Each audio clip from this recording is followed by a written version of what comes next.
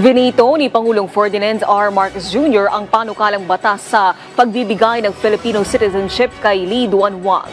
Ayon kay Presidential Communications Office Undersecretary at Palace Press Officer Claire Castro, hindi ipinagkibit balikat ng Pangulo ang mga nakababahalang babala kaugnay sa pagkatao ni Lee Duan Wang na isang banta. Ipinunturin ng Pangulo na ang Filipino citizenship ay pribilehiyo at hindi basta-basta ipinamimigay. Hindi rin aniya ito dapat gawing kasangkapan upang pagbigyan ang pagsulong ng mga kaduda-dudang interes.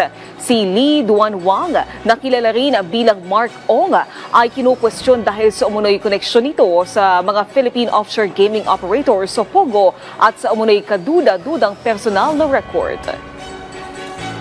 Sinabi rin ng Pangulo na kapag tayo ay nagbigay ng Filipino citizenship, higit pa sa mga legal na karapatan ang ating ibinibigay. Binubuksan natin ang buong karangalan ng ating kasaysayan, ang ating lahi at ang ating pamana.